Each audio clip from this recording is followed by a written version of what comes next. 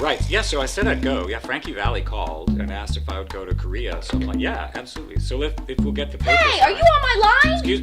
Excuse me, hello?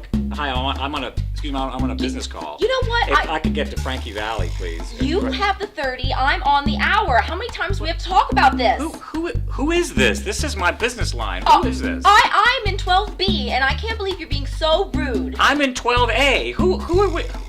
Maybe this isn't working out. This is my very important call. Fine, I'm gonna come see you. I'm gonna talk to you in person about this. You think we should speak in person? Yes, I do. I think we should. All right. Fine. Goodbye. Bye. Joanne? Jonathan Hadley from Jersey Boys? That's me. Are you Joanne from 12A? Yes! We're neighbors? Oh my gosh! Hi! Nice to meet you.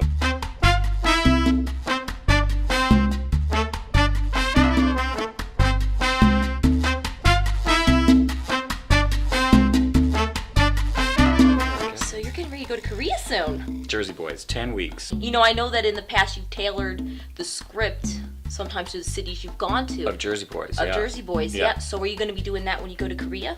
No, I think it's going to be even more Jersey. So now you've been playing Bob Crew since 2007. Yeah, I started on Broadway. I did it for a few months there. Then it's kind of like being in the Jersey Boys Army. Then they switched me to the Vegas company. So you kind of pack up and go. Yeah. Then they switched me to the national tour, and I stayed on tour for 5.5 years. Now you did an interview where you said that Bob Crew wrote "Can't Take My Eyes Off of You" because of his lover, and he's gay. Yes. So it's like a gay anthem, like a secret gay It anthem. is, and people don't know that. Yeah. And I just think that's a great little story. Love that. And it actually this makes me think of it, because apparently Bob Crew was walking around one night and trying to think up the lyrics for this song, and he's pacing the apartment, and he looks across the apartment, and there's his naked young lover lying on the Kangaroo bedspread. And he comes up with the words, "You're just too good to be true, can't take my eyes off of you." And the whole song just poured out.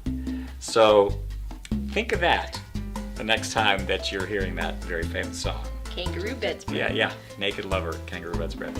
And you talked to the real Bob Crew to prepare, right? Yes, I did. And did as much research as I could. I never met him, but we talked on the phone and we emailed quite a bit. And he was really happy that his life is getting put out on the stage and to the world, because he was always a behind-the-scenes kind of guy. So I came back to New York and I started, I did a couple of shows. I just finished an off-Broadway musical. Did I tell you about this one? It's at the National Yiddish Theater. I was the only non-Jew playing a Jew.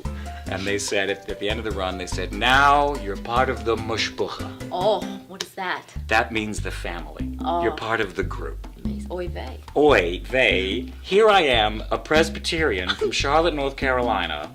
What do I know from Jewishness? Right. I grow up, I move to New York City, everybody thinks I'm a Jew.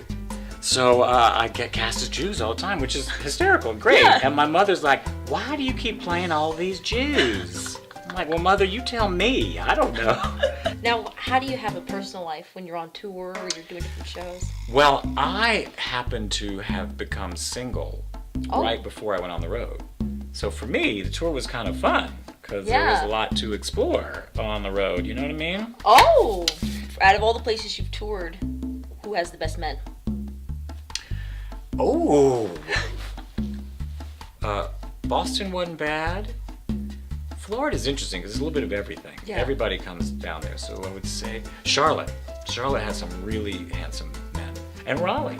Yeah. Atlanta. So the South was pretty good at Nashville. The Midwest. Canadians, Vancouver. Yeah. Interesting crop. Saskatoon, though.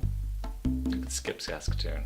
I just don't feel like you can make a song, "I wish they were all Saskatoon boys." Like that Maybe doesn't Bob work. Crew could figure that out. Yeah. But in general, the Southerners. Southerners.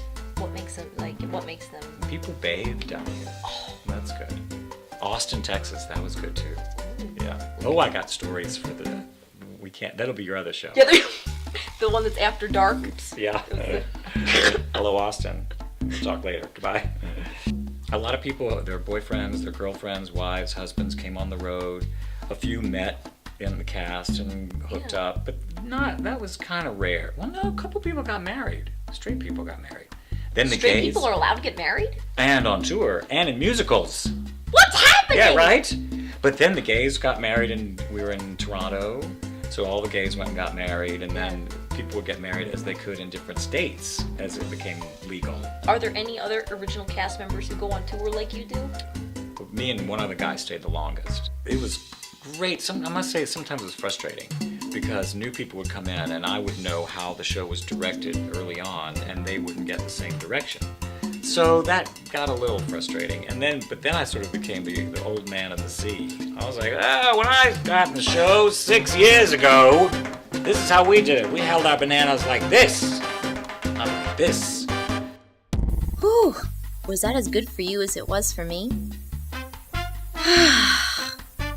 Then follow me on Twitter at @LookIt'sJoanne, friend me on Facebook, or subscribe to my YouTube channel, Hey Look It's Joanne, so you'll never miss an episode of Pillow Talk. You know you want to.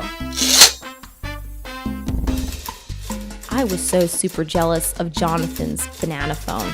I wonder if he gets good cell reception on there. How many minutes does he get per month? I'll never know. But I hope he gets to talk to all the boys he met on tour there. Yeah, all of the boys. In Dallas, and of course Charlotte, because I hear that's where the best boys are. Yeah.